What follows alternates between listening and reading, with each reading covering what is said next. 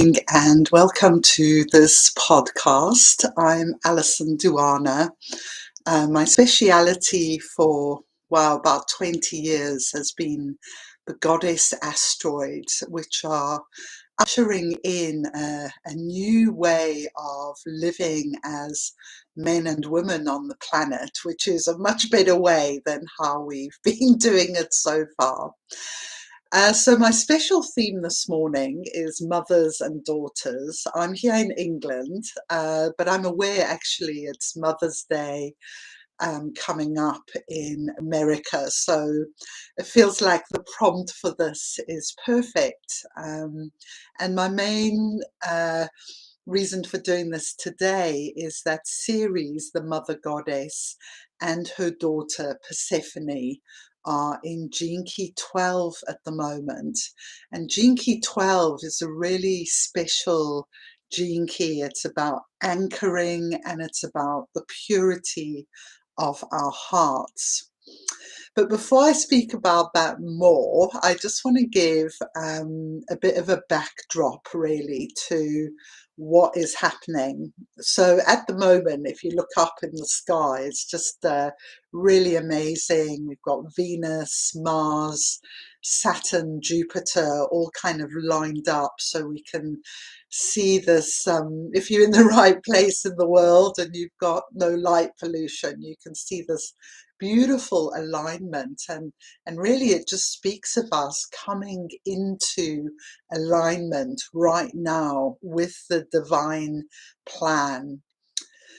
Now we've got lots of chaos breakdown. We know that it's happening collectively, it's happening to us personally. The new moon eclipse may have brought up some of that deep wounded place within you. So we have Uranus at the moment is in Gene Key 2, which is the city of unity. And this Gene Key 2 is the pure yin energy. So Uranus being in Gene Key 2 is really activating the yin energies at the moment. And it's in the individual channels, and many of them are activated right now. So not only are we in this stage of a lot of yin energy, but we're also in the stage of individualizing and self-actualizing. So if there's parts of ourselves that we have been hiding, not living into, gifts we've been showing under the bushel, that are kind of yin gifts, they might be creative, or they might be to do with healing, or being a seer, an astrologer, then these are the kind of things that are really wanting to come out in us right now.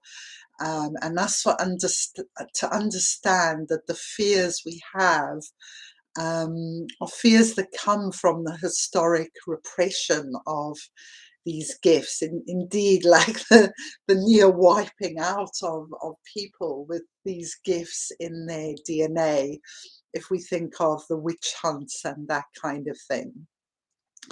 So now there is this big awakening. The sun is conjuncting Uranus tomorrow. So I may have more revelations tomorrow to share. And the other thing that's happening that's important this week is Pluto is going retrograde, was gone retrograde in Gene Key 60. Now, this is called the cracking of the vessel. It's all about forms.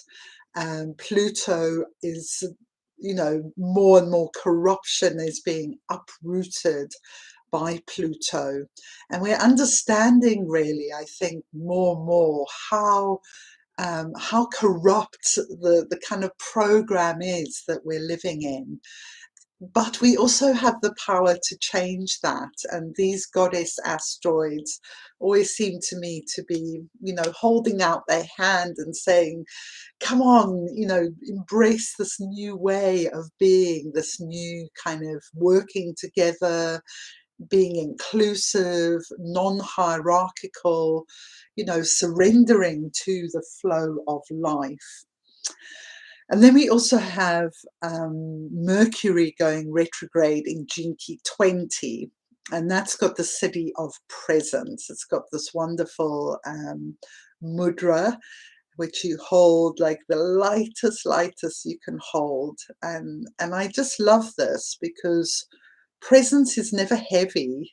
True presence is so light. It doesn't interfere, it doesn't force, it's just really there. Um, and when we can be really present with each other, with our children, with our parents, with how we're feeling, I feel like this is the priority right now, is perhaps to be present with how we're feeling, because so much is being churned up in this moment, as this field, the astral level, the emotional level is being purified. Okay, so let's talk more about Ceres and Persephone arriving together in Jinki 12. That's like, wow. um, and uh, and so what does that mean? Well, I can only really talk from my own quite deep experience, actually, of Gene Key 12. Some of you may have heard of the Gene Keys Delta game, and if you haven't played it, it's a really amazing game of raising consciousness, and there's 7 keys that you work through in that, and you're allocated one special key. And for me, I did 5 deltas, and 4 of them, my special key was Gene Key 12. And oh my goodness, did I go through some, let's say, sexual purification. But what the most profound teaching that came to me was actually from the Book of Mary Magdalen and the Gospel of Mary Magdalene that was found in Egypt, and by an amazing set of synchronicities, came out the same time, was published around the same time as the Dead Sea Scrolls. So all this information kind of came out in the world simultaneously, even though the Book of Mary Magdalene was found separately.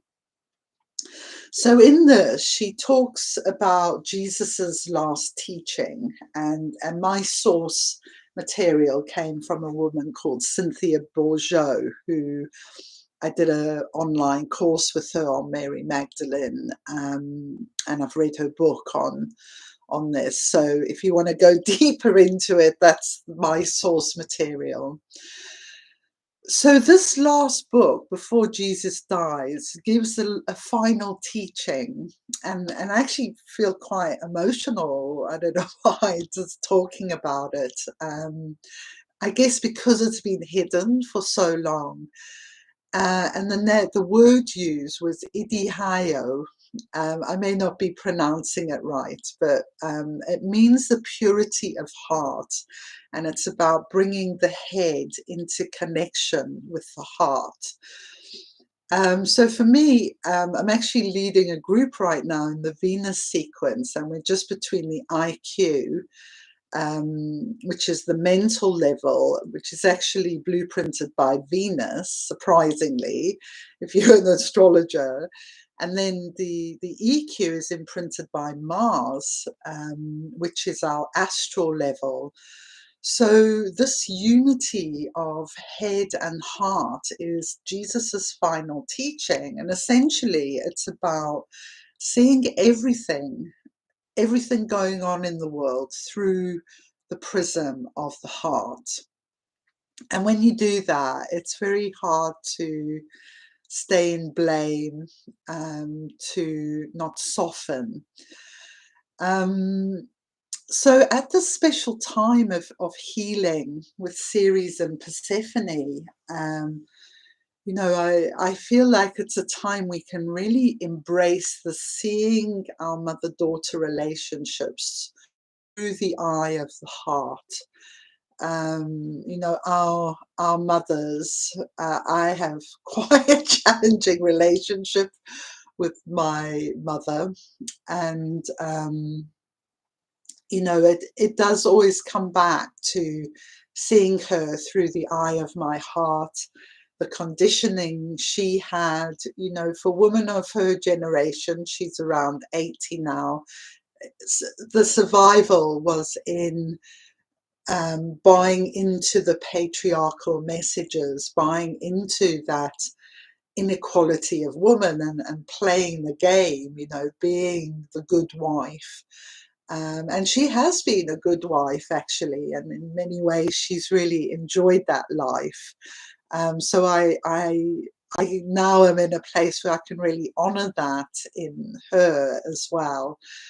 And it's not to say everyone of that generation didn't fight back and want something different, because clearly they are. But you know, if we look in terms of the success of the inequality of gender program, it's losing its grip more and more. We see that in, you know, people being able to express different sexual identities, women who like to dress as men, like Gentleman Jack, now in mainstream TV, men who like to dress like women, you know, in mainstream TV as well. So, you know, if we think even 10 years ago, that would have been unacceptable.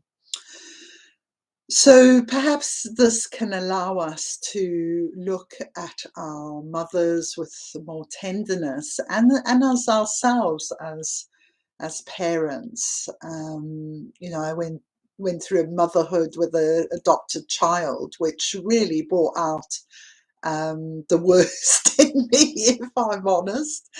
And yeah, and so, you know, there's that need for forgiveness, gentleness, to understand, you know, just the conditioning we've been through, and also the powerful effects of menopause on women. I was actually watching a program on British TV last night about that, and it's really profound impact. You know, it was really quite shocking how many women lose their jobs, you know, have marriage breakups during this time of menopause, because essentially your hormones are just going a bit crazy.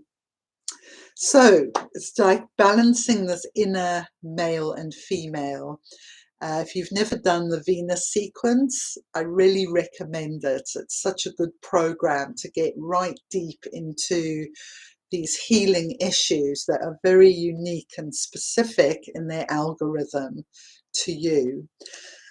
So as I say, I'm leading a course on a wonderful platform called Soul Tribe, which does yoga, astrology, all kinds of well-being. It's like a wealth of resources to keep your frequency up there and to live in new ways of abundance and working together, you know, really challenging the culture that we live in now and the limitations that have been set for us.